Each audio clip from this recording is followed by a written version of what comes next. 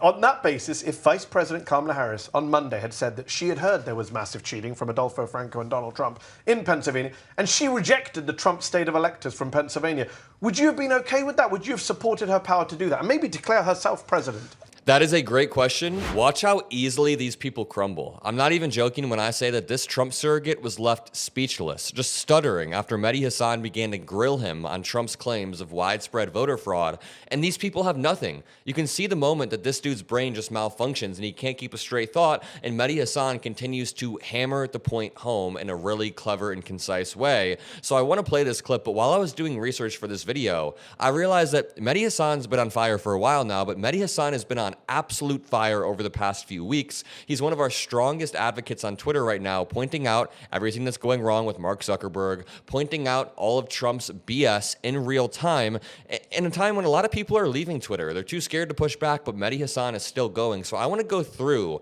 some other great clips and moments from Mehdi Hasan over the past week. Make sure you drop a like, make sure you subscribe, and I'll play this video in 1 second. But first, do you guys want to see Mehdi Hasan absolutely shredding Piers Morgan on air? And Piers Morgan is also left pretty speechless. Take a listen. Do you support Donald Trump suing a pollster because he doesn't like a poll result? I think Donald Trump. This is insane, Piers. I thought you were Donald a free Trump can speech sue champion, who he but likes. now you're rolling over for Trump as well. Donald Trump can sue who he likes. Do you support it? Is my question. Do you support a president of the United States suing media organizations he doesn't like? Do you support that? Do you? Free speech champion Piers Morgan. Do you believe he has a right to? You're So you're rolling over like Mark Zuckerberg as well. Wow, do you believe he has a right to sue people? For Donald Trump. Does he have a right to sue people? Of course he has a right to, but is he right to? Okay, then we're agreed. Is he right to? Is then we're agreed. Dodging. Then we're agreed. No, it doesn't. No, we're not agreed. Do you support his lawsuit? Yes or no? Doesn't matter. Wrong? It's a very simple question. Doesn't matter. Oh, you're too scared to answer. No, Donald Trump sues people all the time. Do you think he's right to sue the pollster? And do you agree with it? You have strong views, Piers, but you're not telling me today. Let's get to your strong. Let's get I guess to your. You're like Mark Zuckerberg, scared of Donald Trump. Strong views, Mehdi. Oh yeah, let's change the subject. No, so I don't have think to you've forgotten whose show it's a simple question. Do you support Donald Trump's lawsuit? It's not your show. Do you support Donald Trump's lawsuit? It's not your against show. The pollster? I'm asking you the questions. All right. Well, everyone can see that you don't want to answer the question. They can. They can see that I want to ask you questions, not have you pepper me with questions. It's funny because Piers Morgan was down to answer the questions at first, but once he realizes that he got cornered, he refused to answer. And then he obfuscates in a way where he tries to conflate the morality of it with the legality of it. So he's saying, oh, he has a right to sue anyone he wants. Mehdi Hasan points out, of course he has a right to, but was he morally right to sue people as the president-elect or when he was the president of the United States? And the answer is no. That is a suppression of our freedom of speech, or at the very least, it creates this chilling effect, right? Where certain media companies would be too scared to cover the government, cover the president, this current administration in certain ways because they could get sued. And imagine someone like me. I don't have the vast resources behind me to do a 3-4 year lawsuit against Trump. Not that he would ever sue me in particular for making YouTube videos, but I mean, he didn't rule out suing influencers at a press conference less than a month ago. And, you know, Mehdi Hasan has also been shredding Mark Zuckerberg and making a lot of great points. So Mark Zuckerberg went on Joe Rogan's podcast a few days ago, and he basically is just complaining the entire time about how the Biden administration tried to suppress him. The Biden administration screamed at him to take down certain memes from Facebook during COVID. But the thing is, let's listen to what Mehdi Hasan says. To understand how cynical Zuckerberg is, he's accusing Biden of targeting Meta for political reasons, which he knows is exactly what Trump has publicly done. In fact, Trump threatened to imprison Zuckerberg, but he goes on Rogan to complain about Biden, not Trump, to his new MAGA fans. Trump literally threatened to imprison Mark Zuckerberg in his book and in public multiple times, and also Trump sued Meta on his way out, or at that time it might have been Facebook, on his way out in 2020. So the idea that it's the Biden administration just because some low-level officials began screaming at him, which we probably shouldn't do, Mehdi Hasan then says, one of the richest, most powerful people in human history, once ridiculously described as a liberal and a Democrat, just totally enthusiastically rolled over for Trump, the Republicans, and right-wing narratives about censorship, immigration, media bias, and more. Shameful stuff. And it's not even just about Mark Zuckerberg. It's about this broader trend that we're seeing where every single billionaire, well, a lot of billionaires are bending the knee towards Donald Trump. Jeff Bezos is bending the knee. Bill Gates, I wouldn't say he is, but Bill Gates went and made a secret trip to Mar-a-Lago. That wasn't so secret because Trump said Bill Gates just came to Mar-a-Lago. And, you know, I get why people like Bill Gates are doing it. Bill Gates definitely voted for Kamala Harris. Bill Gates is a huge advocate for vaccines, which goes against what a lot of the MAGA fans think Bill Gates is like the Antichrist. But he went there because, I mean, Trump is vindictive. What would Trump do if he didn't do that? Let's go back and watch this clip of Mehdi Hasan debating Adolfo Franco, a GOP strategist and a Trump spokesperson, on voter fraud. Trump was talking about voter fraud on election day. Yes. And he was very specific too. He talked about there being, quote, massive cheating in the key swing state of Pennsylvania.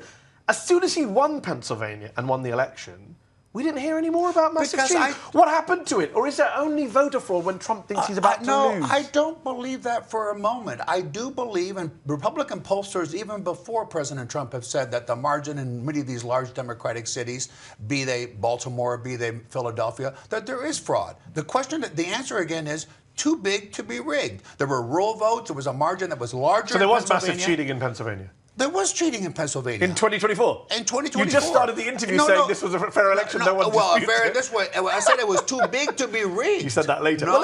By the way, President Watch, this guy's about to get completely stunned.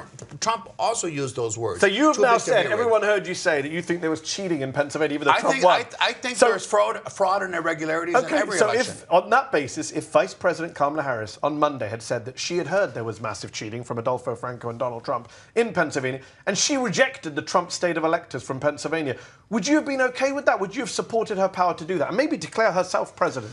That is a great question. And really quickly, I just want to point out, these people always try to muddy the waters by switching between random voter fraud, like somebody's grandma sending in the same ballot twice, whatever the hell these small cases are, with the type of massive, widespread voter fraud that Trump was claiming there was, both in 2020, and he began to say similar things on election night in 2024. Trump said there were millions and millions of illegal votes, dead people voting. And in Georgia, they did 3 risk-limiting audits, and they found 2 dead voters. And those were just mistakes. Like, the mistakes happen, and you know that the system is working because the mistakes were caught immediately afterwards, the week of. On Monday, you would have supported that. I'll tell you the answer to that is 2 things. Democrats have done that in 2020. That's not what I asked. They've never done that. Al Gore lost in 2000. Many would say he won, but handed over power without an insurrection. Not his to hand Kamala Harris, according to Donald Trump's theory, the vice president gets to decide. So could Kamala Harris on Monday have declared herself president on the basis of massive cheating in Pennsylvania? She could have declared herself anything. You would have supported that? I wouldn't have, because I don't think the margins were close enough to justify a contestant. But that's not what. That's not what Donald Trump said at the time. The vice president has the power to reject fraudulently chosen electors. That's what Donald Trump said on January the 5th. He didn't add your little caveat of how big or small the result. He said the vice president has the power. Now, I don't agree with him. You do. So I'm asking, if Kamala Harris had said on Monday, Adolfo Franco and Donald Trump said there were massive cheating in Pennsylvania, I reject the electors from Pennsylvania. You support her power to do that? I think she would have had a basis to do that had the election been closer. No, that's not the criteria. Well, the criteria, according to John Eastman, Trump's lawyer, was that the vice president is the ultimate arbiter. These people are so spineless. They will endlessly let Donald Trump lie. They'll justify it while he tries to entrench his own power like he did in 2020. And then when he begins to say there was voter fraud in Pennsylvania early in the night because nobody knew how it was going to go, they were ready to justify it. They were ready to defend him. But when you flip the logic around, it's like this dude's brain just totally breaks. You can see it happen in real time. I'll link this clip in the description below. Shout out to Mehdi Hasan for being one of our strongest warriors at a time when many people are they're tired, they're apathetic, and I get it. You know, there are moments where I've woken up and I'm just like, you know, I'm tired today. I don't know if I can deal with another day of Trump BS, but you have to keep pushing back. The moment that we get apathetic, and the moment that we get too tired or depressed is when they really begin to win. They really begin to wear us down. And of course, it's tiring keeping up with all this BS, but it's important. So I'll leave it at that. Make sure you drop a like. Make sure you subscribe. Also, big news. If you made it this far in the video, say hi, because I want to say some big news.